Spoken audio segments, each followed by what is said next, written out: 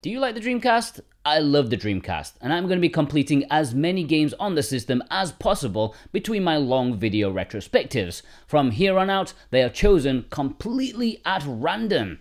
If you like this idea, then leave a like on the video.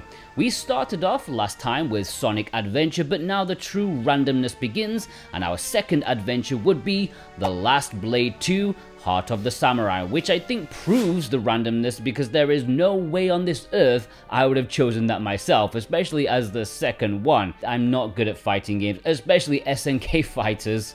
So, The Last Blade 2, this was originally an arcade game released in 1998, developed by SNK for, well, you could probably guess, but a couple of years later it would get a home console release on the Dreamcast in North America. Europe did not get this, unfortunately, but fortunately for me and my dad, being the pirate that he is, we actually had a burned copy of this on his Dreamcast, which I played for like 5 minutes before stopping and then going back to Skies of Arcadia. Might not be the best sign ever. But you know, I was like 10 or 11 and a 2D fighter wasn't particularly appealing, especially because I was rubbish at them. Always have been, always will be. I just don't have the patience to learn combos and counters and matchups. It's just not for me. And they tended to not have much single player content, especially these SNK fighters. As a lonely kid who visited his dad every weekend, I didn't have much chance to play Dreamcast games with too many other people. Nintendo 64 at home, that was a whole other story, but at my dad's house, he'd be half asleep on the sofa watching me play whatever the latest game he'd got. But less about my history, and yeah, we need to get into Last Blade 2. The idea is to complete every game. How does one complete an arcade fighter, especially one from SNK, without much sort of story content? Well, I guess I could just complete the arcade mode with one character, but that feels like a cop-out, so I'm going to complete the arcade mode with all the characters. All 18 of them. I'm going to show you the endings to each of them. Regretting this already. Is it too late to cancel? As I say, I'm not an expert and I never will be, especially after only playing for a few hours. These take a long time to master, and with no quarters on the line, I'm not in a rush to master it as quickly as possible, but I'll try my best to explain what kind of fighter to expect. Let's start with Yuki. Why? Because, well, she's called Yuki, that's reason enough. You can choose 3 different fighting styles: power, speed, and EX. What do they do? I don't know, I don't care. Let's button mash our way to the top. Like any arcade fighting game, you have to go through consecutive rounds until you get to the final boss, and Yuki's first opponent is Hibiki. We're on a glorious cliffside with some cowboys? What are they doing in Japan? Now, in my poor knowledge, it plays a bit similarly to your classic Street Fighter. You know, standard special moves aren't difficult to pull off, your usual quarter circle punch, which is great for me. Yuki has this ice beam thingy, which I assume would serve me well. One thing that sets it apart is the dedicated counter button on Y. If timed correctly, you can negate your opponent and pull off a strong attack on them. Like, well, you know, like a counter attack. The AI was rather privy to this though, so even though I tried to use it a lot, it didn't pay off too much. I need an idiot human to use that against. Anyways, Hibiki falls after 2 straight victories. You get a small victory screen with some generic text from your character. Next up is Antetsu with his magnificent Raiden impression. He's fast with 2 butter knives. Playing as Yuki, I don't think it's a great matchup since she's pretty slow. Or maybe that's because she's being played by a moron, that is a possibility. He took the first round, I took the second. It goes down to the final round as I tried to play aggressively, but that mostly backfired and I got my arse handed to me. And he calls me a laughable loser. That's harsh, dude, I've only just started playing. When you want to continue, you get to choose something which is horribly worded. Receive enemy's life if you choose no. You go back to the character select screen and then try again on this battle. If you choose yes, you get into the fight straight away with the enemy's health at the level at where you just left it.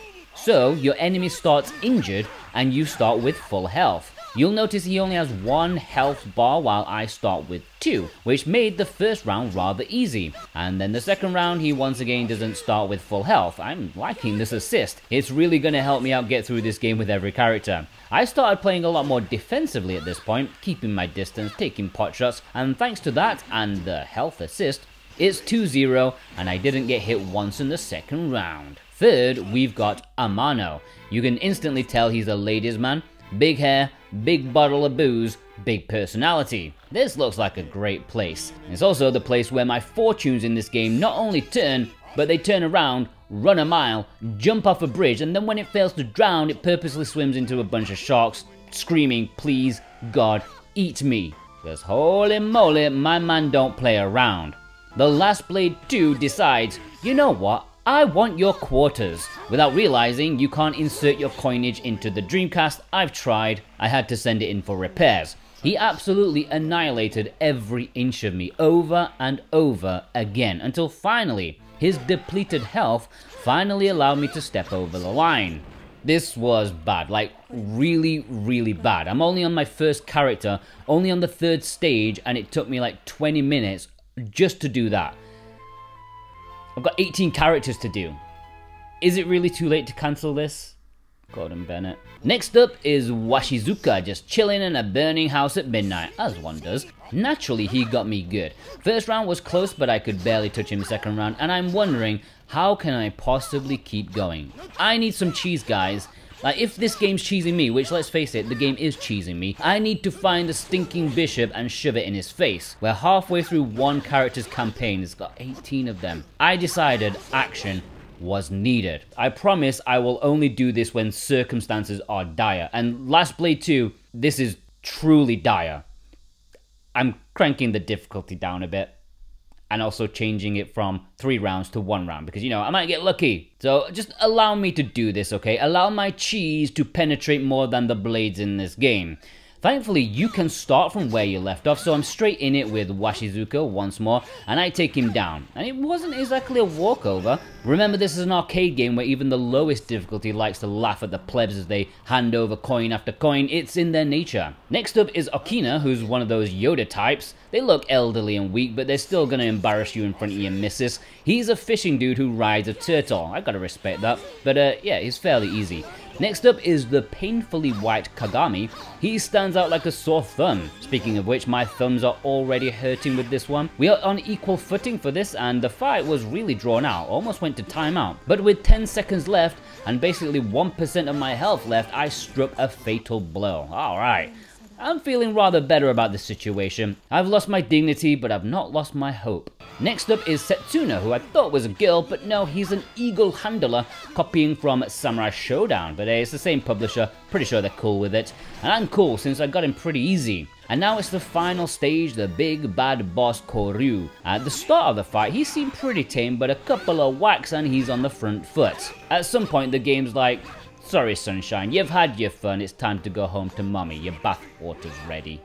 But first match fairly promising, with his health fairly depleted, I took the win. And Yuki's ending has Koryu saying that she has awakened, and it was destined the pupil should defeat the master. So yeah, apparently I chose the student of the main bad guy. Koryu was weak of will and succumbed to Hades or something. In fact, his name changes to Gaisei for some reason. She pleads with him, but he's having none of it, and tells her to perform the rites, which means getting nutty. Ah, it's one of those kind of cults. I can get down with that. She says goodbye to 2 more people we don't know, and it's snowing with only a sash left behind. Don't you just love fighting game stories? Absolute nonsense. Alright, that's 1 down, now it's time to go through the rest. This time I'll just go in order of the listing, but I did bump it up 1 notch in difficulty because I do have some mild pride in me. Interestingly, you get asked if you want to load your data. I was thinking something to do with like high scores, whatever, cool, sure, why not? I picked my boy Kaide and... Wait a minute. What? I'm fighting the last boss? Like, straight away? What the hell?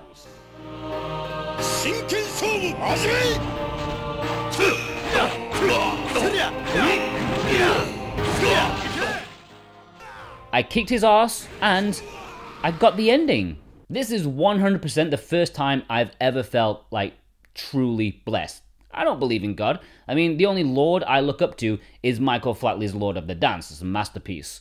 But yeah, the Dreamcast gods were shining upon me this day. I'm pretty sure this feature did not exist prior to me willing it into existence. Still can't believe it. Once again, it seems Kaede is a pupil of the big bad boss.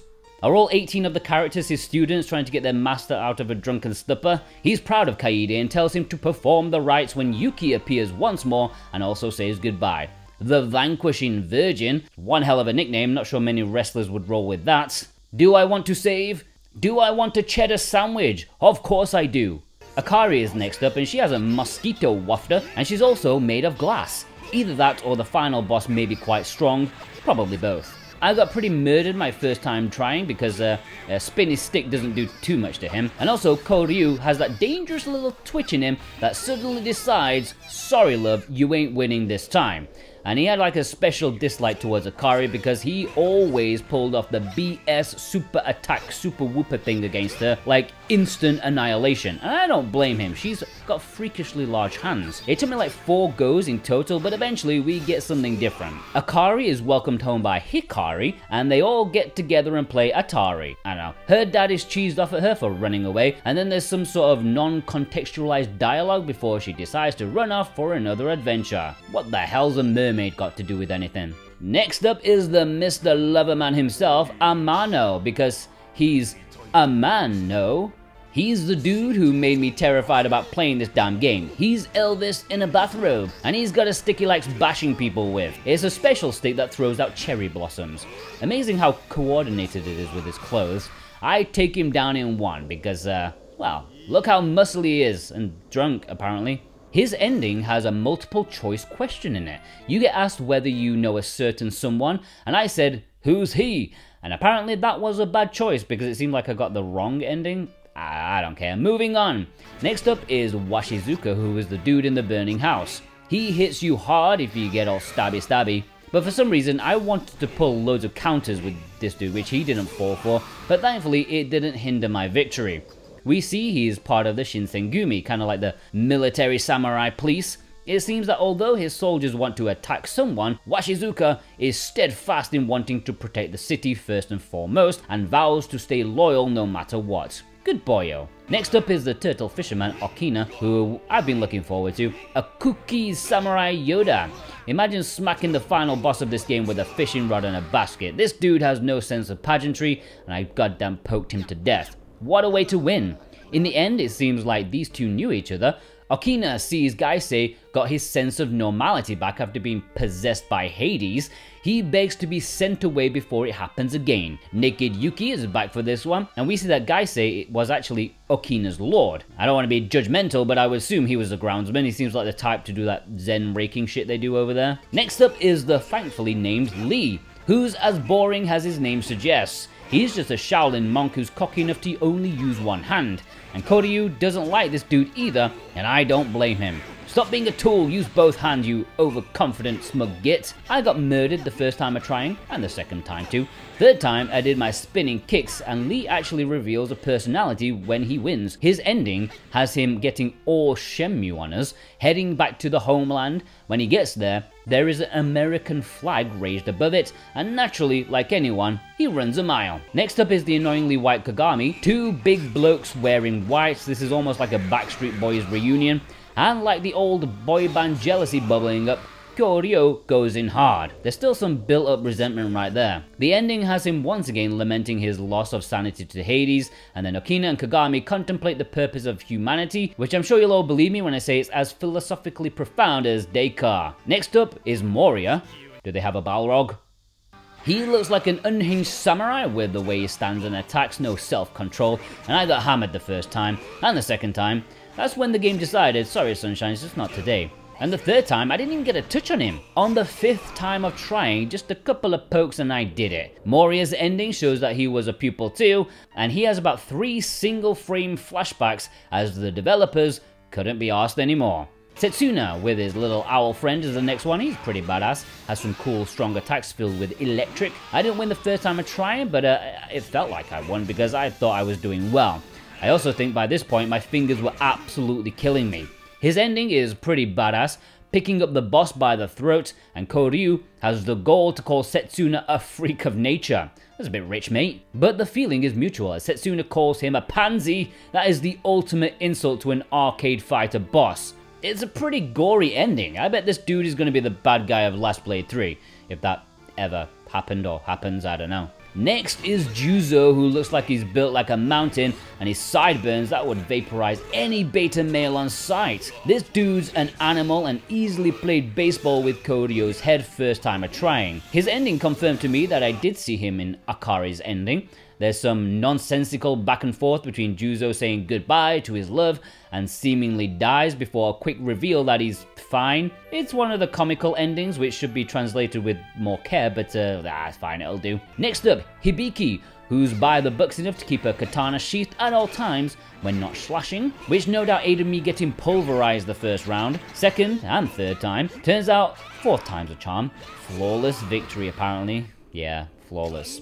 Her ending has her at her father's grave saying she's going to learn more about the world with Amano in tow. I thought she was a classy lady. Why do they always fall for the morons? Next up is Kojiro, a generic looking samurai dude, like an amalgamation of all the other blokes in this game combined. I lost the first time, but second time was fine. His ending sees me being very confused. What I gather is that Kojiro is actually pulling a Mulan and is a woman called Kaori pretending to be a brother. I mean, we all have our kinks, but this is almost Norman Bates territory. Either that or I'm just completely misreading the ending. We're almost at the end. Mukuro is next and he looks like one of the more unique characters. He's half snake, half mental asylum escapee. I got mullet first time of trying, almost comical. Third time I got him. His ending is another comical one as he's swimming through the sky before getting clobbered by the Game Over logo. Okay, that was funny and it wasn't lost in translation. Zantetsu is next. We fought against him before and I got him on the first try with his nice little daggers. From what I gather is that actually Zantetsu is just a figure name, like a name passed down by people taking on a mantle, kind of like Spider-Man, something like that. Someone called Santa then takes on being Zantetsu, maybe, I'm not sure. Finally, we have the Hulk called Shigen. Look at that tiny head. And why did he put in the effort to like do his hair? He must have a cursed arm or something because it glows grey. I won the second time of asking by, well, just bumping into each other it seems. The final ending has another student vibe. Koryo lamenting his loss of sanity to Hades. It turns out that a little girl is actually the child of this giant, and Kagami pops in to say he sacrificed his life for her, and she takes his giant comical beads to take over his mantle. And we've done it guys, that's all the characters. I don't know if there's any secret characters, I don't care.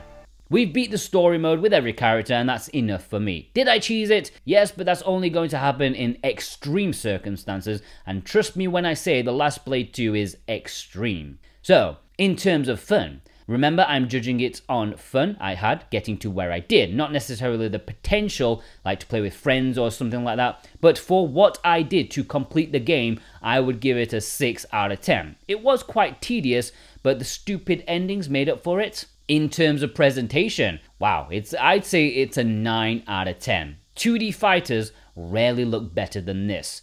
The music's also fairly good as well. In terms of challenge on the standard settings, I would give it a 10 out of 10. Obviously, I had to crank it down a little and twist things in my favor like the absolute coward that I am. Completion time, 1 hour, 30 minutes. Thanks for watching. If you watched all the way through, leave a like, that will help this series out. Leave a comment as well. And subscribe to see my Dreamcast journey because we've got like 300 to cover. A special thank you to my Patreon supporters. Thank you for believing in me. Thank you for your support. You get loads of stuff over on my Patreon. Not only for this Dreamcast stuff, but loads of bonus content over there. Next up is Aqua GT, a boat racing game. You don't get those these days. A big shout out to my super producers, FF14 Best JRPG, JCross7776, Vey, Sven Nowlertz, Alexander Cato, and Wixit. Absolute legends, and you could be too if you join them.